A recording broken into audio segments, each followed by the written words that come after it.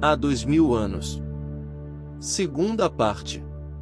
Item 10. Nos derradeiros minutos de Pompeia. Em radiosa manhã do ano de 79, toda Pompeia despertou em rumores festivos. A cidade havia recebido a visita de um ilustre questor do Império e, naquele dia, todas as ruas se movimentavam em alacridade barulhenta, aguardando-se, para breves horas, as festas deslumbrantes do anfiteatro, com que a administração desejava celebrar o evento, em meio da alegria geral. Para o velho senador Públio Lentulus, o acontecimento revestia-se de importância especial, porquanto o distinto hóspede de Pompeia lhe trazia significativa mensagem, bem como honrosas deferências de Tito Flávio Vespasiano, então imperador, na sucessão de seu pai. Ainda mais, no séquito do questor ilustre vinha, igualmente, Plínio Severus, em plenitude de maturidade, totalmente regenerado e julgando-se agora redimido no conceito da esposa e daquele que seu coração considerava como pai.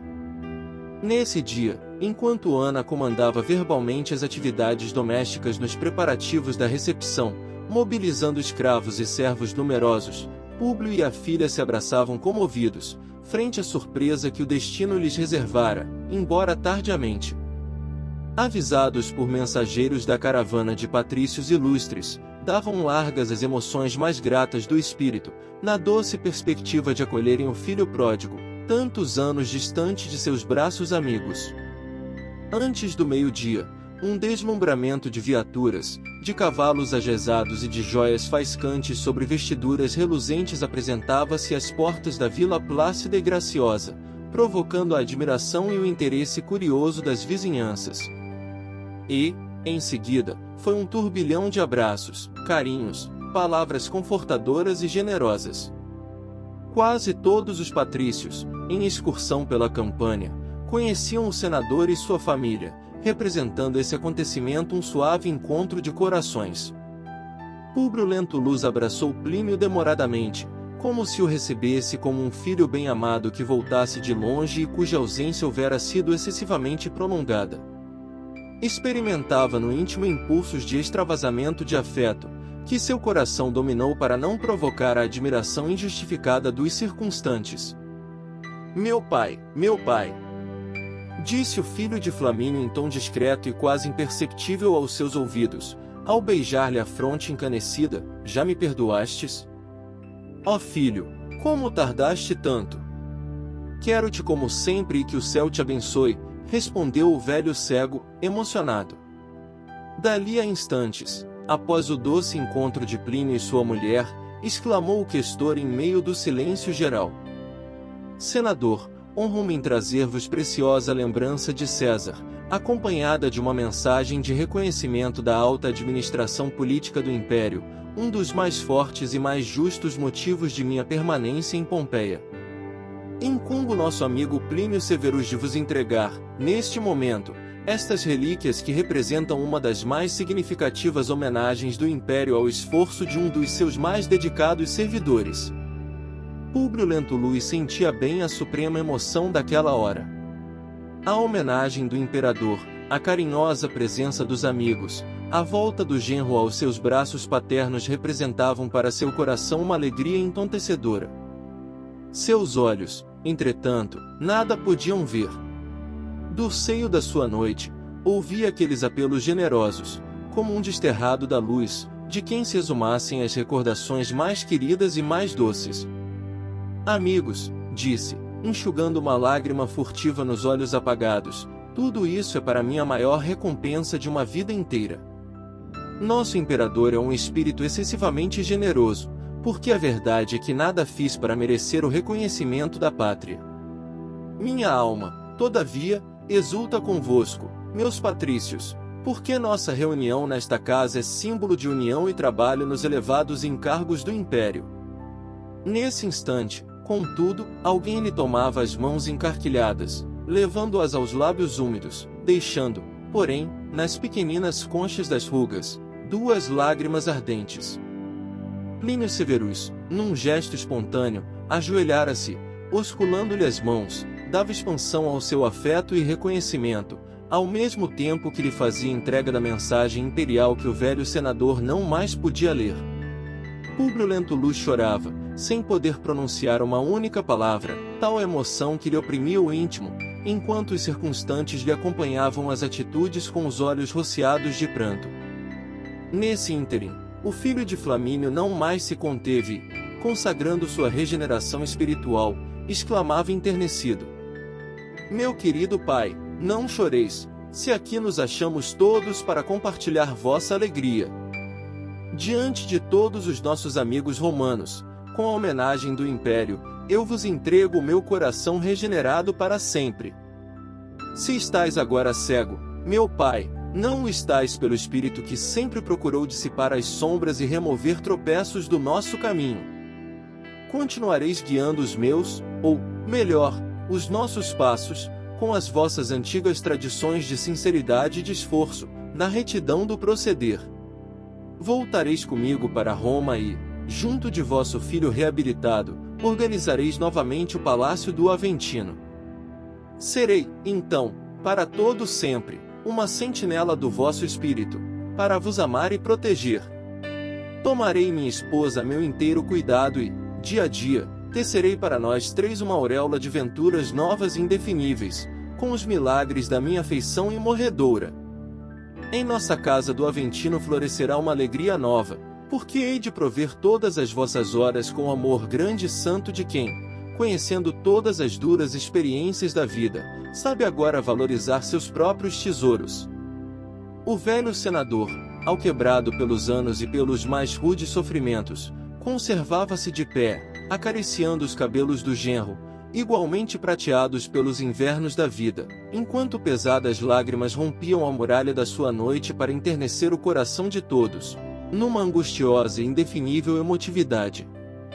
Flávia Lentúria chorava, igualmente, dominada por íntimas sensações de felicidade, ao cabo de tão longas e desalentadas esperanças. Alguns amigos desejavam quebrar a solenidade dolorosa daquele quadro imprevisto, mas o próprio questor, que chefiava a caravana de patrícios ilustres, ocultara-se num recanto, sensibilizado até às lágrimas. Públio Lentulus, contudo, compreendendo que somente ele próprio poderia modificar as disposições daquela paisagem sentimental, reagiu às emoções, exclamando: Levanta-te, meu filho! Nada fiz para me agradecer de joelhos.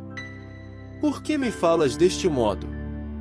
Voltaremos para Roma, sim, em breves dias, pois todos os teus desejos são os nossos. Regressaremos à nossa casa do Aventino, onde, juntos, viveremos para relembrar o pretérito e venerar a memória dos nossos antepassados. E, depois de uma pausa, continuou, em exclamações quase otimistas: Meus amigos, sinto-me comovido e grato pela gentileza e afeto de todos vós. Mas, que é isso? Todos silenciosos?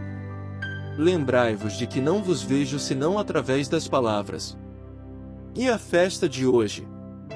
As exclamações do senador quebraram o silêncio geral, voltando-se aos intensos ruídos de minutos antes. A torrente das palestras casava-se ao tinir das taças de vinho, em seus pesados estilos da época. Enquanto as visitas se reuniam no triclínio espaçoso para libações ligeiras, Plínio Severus e a esposa trocavam confidências ternas, ora sobre os projetos em perspectiva para os anos que ainda lhes restavam no mundo, ora quanto às recordações dos dias lentos e amargurados do passado distante. Insistentes chamados, porém, requeriam a presença do questor e comitiva no local dos festejos. O circo fora preparado a rigor, e não se perderá nenhuma oportunidade para a realização das menores minudências próprias das grandes festividades romanas. E, ao mesmo tempo que todos se despediam do senador e de sua filha, num deslumbramento de felicidade mundana, Plínio Severus dirigiu-se a Públio nestes termos, depois de abraçar ternamente a companheira: Meu pai, levado pelas circunstâncias, sou compelido a acompanhar o questor nas festividades populares, mas estarei de regresso em breves horas, para ficar convosco um mês, de modo a tratarmos do nosso regresso a Roma. Muito bem, meu filho, respondeu o velho senador, sumamente confortado. Acompanhe os nossos amigos e representa-me junto das autoridades. Dize a todos da minha emoção e do meu agradecimento sincero. A sós novamente, o senador sentiu que aquelas comoções cariciosas e alegres eram, talvez, as últimas da sua vida. No velho peito, o coração batia-lhe descompassado, como se pesada nuvem de pensamentos tristes o envolvesse.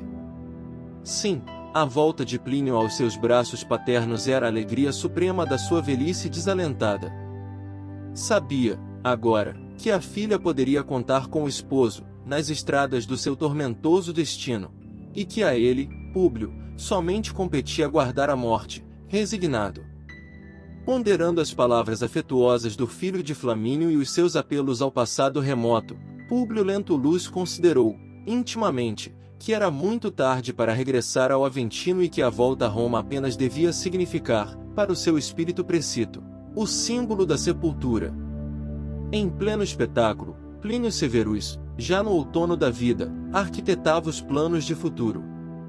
Procuraria resgatar todas as faltas antigas, perante seus parentes afetuosos e queridos, assumiria a direção de todos os negócios do velho pai pelo coração, aliviando de todas as angustiosas preocupações da vida material. De vez em quando, os aplausos da multidão lhe interrompiam os devaneios. A maioria da população de Pompeia ali estava em plena festa, ovacionando os triunfadores. Gente de toda a redondeza e muito particularmente de Herculano a correr pressurosa ao divertimento predileto daquelas épocas recuadas. De permeio com os atletas e gladiadores, estavam os músicos, os cantores e os dançarinos. Tudo era um farfalhar de sedas, um delicioso chocalhar de alegrias ruidosas, ao som de flautas e alaúdes. Em dado instante, porém, a atenção geral foi solicitada por um fato estranho e incompreensível. Do cimo do Vesúvio elevava-se grossa pirâmide de fumo, sem que ninguém atinasse com a causa do fenômeno insólito. Continuavam os jogos animadamente, mas agora, no seio da coluna fumarenta que se elevava em caprichosos rolos para o alto, surgiam impressionantes labaredas. Plínio Severus, como todos os presentes, surpreendia-se com um fenômeno estranho e inexplicável. Em minutos breves, no entanto, estabeleciam-se no anfiteatro a confusão e o terror. Em meio da perturbação geral e imprevista, o filho de Flamínio ainda teve tempo de se aproximar do questor, então rodeado dos seus familiares que residiam na cidade, o qual lhe falou com otimismo, embora não conseguisse dissimular de todo as íntimas inquietações. Meu amigo, tenhamos calma. Pelas barbas de Júpiter. Então, por onde andarão a nossa coragem e a nossa fibra? Mas, em breves instantes, a terra lhes tremia sob os pés, em vibrações desconhecidas e sinistras. Algumas colunas tombavam ao solo, pesadamente, enquanto numerosas estátuas rolavam dos nichos improvisados, recamados de ouro e pedrarias. Abraçando-se, então, a filha e cercado de numerosas senhoras, o questor disse altamente preocupado: Plínio, demandemos as galeras, sem demora. Mas o oficial romano não mais ouviu os apelos. Ansiosamente, atirou-se à faina de romper a multidão, que desejava retirar-se em massa do circo, motivando o esmagamento de crianças e pessoas mais idosas. Ao cabo de sobre-humano esforço, conseguiu alcançar a rua, mas todos os lugares estavam tomados por gente que saía de casa, desarvorada, aos gritos de fogo, fogo. O Vesúvio.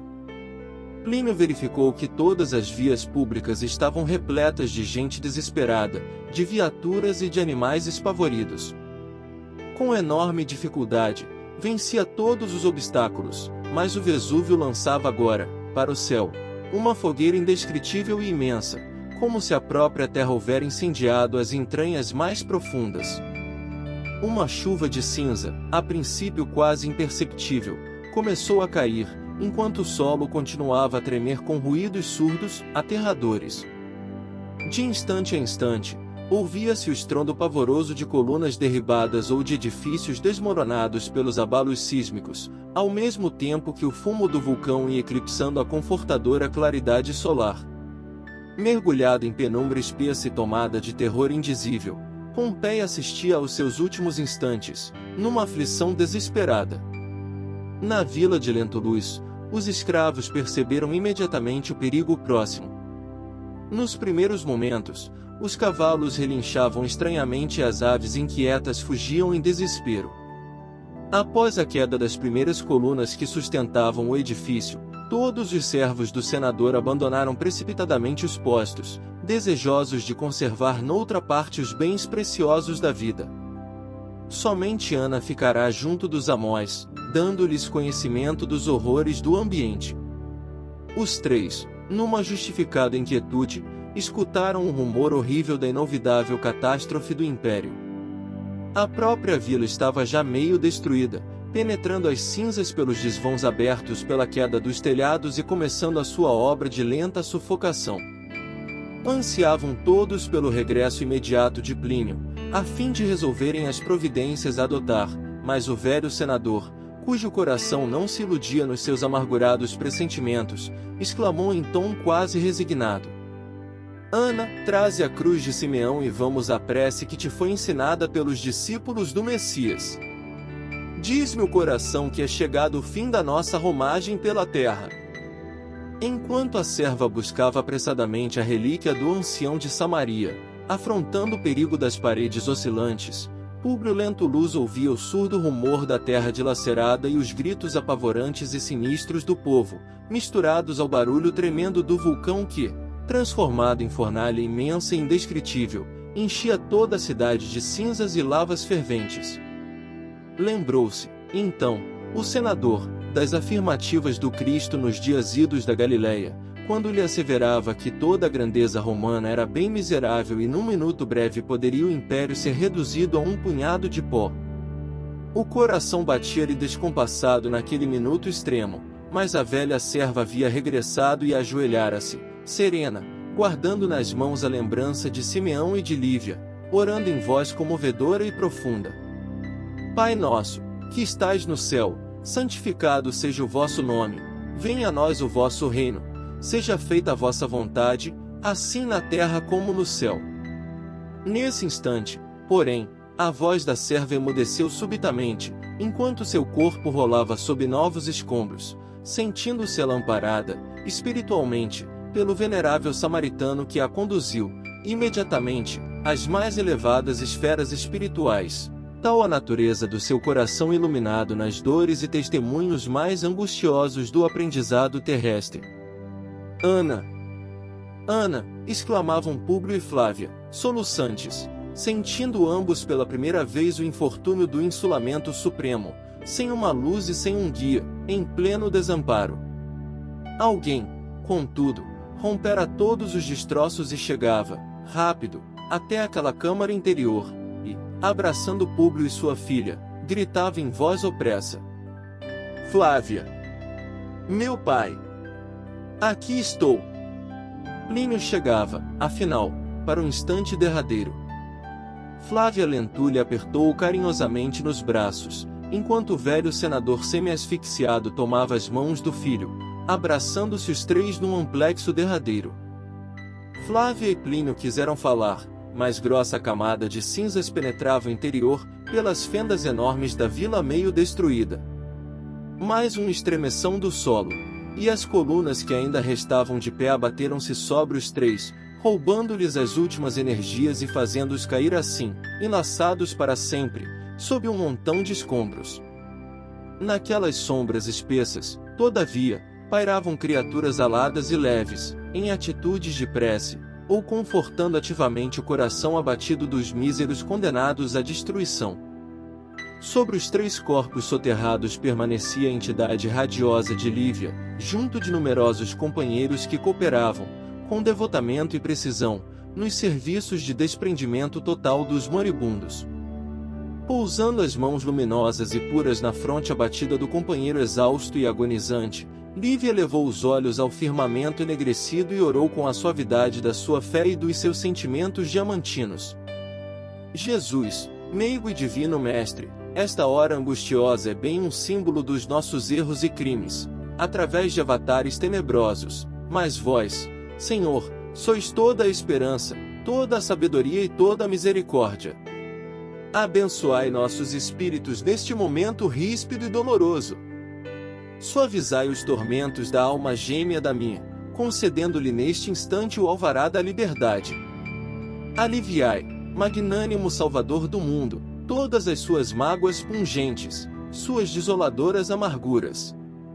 Concedei-lhe repouso ao coração angustiado e dolorido, antes do seu novo regresso à trama escura das reencarnações no planeta do exílio e das lágrimas dolorosas. Ele já não é mais, Senhor, o vaidoso déspota de outrora, mas um coração inclinado ao bem e à piedade pregados pela vossa doutrina de amor e redenção, sob o peso das provações amargas e remissoras. Seus pendores se espiritualizaram a caminho da vossa verdade e da vossa vida. E, enquanto Lívia orava, o senador abraçado aos filhos, já cadáveres, desferiu o último gemido, com pesada lágrima lhe cintilar nos olhos mortos. Numerosas legiões de seres espirituais volitaram por vários dias nos céus caliginosos e tristes de Pompeia. Ao cabo de longas perturbações, Públio Lentulus e filhos despertaram, ali mesmo, sobre o túmulo nevoento da cidade morta. Em vão o senador invocou a presença de Ana ou de algum outro servo, na penosa ilusão da vida material, persistindo em seu organismo psíquico as impressões da cegueira material, que representará o longo suplício dos seus anos derradeiros, na indumenta da carne. Contudo, após as primeiras lamentações, ouviu uma voz que lhe dizia brandamente: Públio, meu amigo, não apeles mais para os recursos do planeta terreno, porque todos os teus poderes terminaram com os teus despojos, na face escura e triste da terra. Apela para Deus Todo-Poderoso, cuja misericórdia e sabedoria nos são dadas pelo amor do seu Cordeiro, que é Jesus Cristo. Públio Lentulus não chegou a lobrigar o interlocutor, mas identificou a voz de Flamínio Severus, desabafando, então, numa torrente de preces e de lágrimas fervorosas. Embora as dedicações constantes de Lívia, havia já alguns dias que seu espírito se encontrava presa de pesadelos angustiosos, nos primeiros instantes da vida do além, assistido, porém, continuamente por Flamínio e outros companheiros abnegados, que o aguardavam no plano espiritual. Contudo, depois daquelas súplicas sinceras que lhe fluíam do mais recôndito do coração, sentiu que seu mundo interior se desanuviara. Junto dos filhos queridos, recobrou a visão e reconheceu os entes amados, com lágrimas de amor e reconhecimento, nos pórticos do além-túmulo. Ali se conservavam numerosas personagens desta história, como Flamínio, Calpurnia, Agripa, Pompílio Crasso, Emiliano Lucius e muitos outros, mas, em vão, os olhos angustiosos do ex-senador procuravam alguém na assembleia afetuosa e amiga. Depois de todas as expansões de carinho e alegria, dirigiu-se-lhe Flamínio, intencionalmente. Estranhas a ausência de Lívia, dizia ele com o seu olhar complacente e generoso, mas não poderás vê-la, enquanto não conseguires despir, pela prece e pelos bons desejos, todas as impressões penosas e nocivas da terra. Ela se tem conservado junto ao teu coração, em rogativas sinceras e fervorosas pelo teu reerguimento, mas o nosso grupo ainda é de espíritos muito apegados ao orbe, e esperávamos o regresso dos seus últimos componentes, ainda na Terra, para podermos, em conjunto, estabelecer novo roteiro às reencarnações vindouras. Séculos de trabalho e de dor nos esperam na senda da redenção e do aperfeiçoamento, mas precisamos, antes de tudo, buscar a fortaleza precisa em Jesus, fonte de todo o amor e de toda a fé, para as elevadas realizações do nosso pensamento. Públio Lentulus chorava, tocado por emoções estranhas e indefiníveis. Meu amigo, continuou Flamínio, amoroso, pede a Jesus, por todos nós, a misericórdia dessa claridade de um novo dia. Públio, então, ajoelhou-se, banhado em lágrimas, concentrou o coração em Jesus numa rogativa ardente e silenciosa. Ali, na soledade da sua alma intrépida e sincera, apresentava ao Cordeiro de Deus o seu arrependimento, suas esperanças para o porvir, suas promessas de fé e de trabalho para os séculos porvindouros. Todos os presentes lhe acompanharam a oração, tomados de pranto e mergulhados em vibrações de consolação inefável. Viram, então, rasgar-se um caminho luminoso e florido nos céus escuros e tristes da Campânia, e, por ele, como se descessem dos jardins fulgurantes do paraíso, surgiram Lívia e Ana abraçadas, como se ainda ali enviasse Jesus um ensinamento simbólico àquelas almas prisioneiras da terra, de modo a lhes revelar que, em qualquer posição, pode a alma encarnada buscar o seu reino de luz e de paz, de vida e de amor, tanto na túnica humilde do escravo, como na pomposa indumentária dos senhores.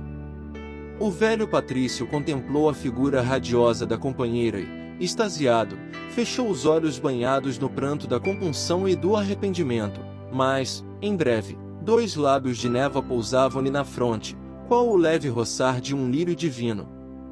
E, enquanto seu coração maravilhado se lavava nas lágrimas da alegria e do reconhecimento a Jesus, toda a caravana, ao impulso poderoso das preces fervorosas daquelas 2 almas redimidas, elevava-se a esferas mais altas, para repouso e aprendizado, antes de novas etapas de regeneração e trabalhos purificadores, a lembrar um grupo maravilhoso de luminosas falenas do infinito. Fim. Aviso dos editores. Se lhe agradou a leitura deste livro, deverá conhecer A Reencarnação de Público, em 50 anos depois, outro romance do mesmo autor.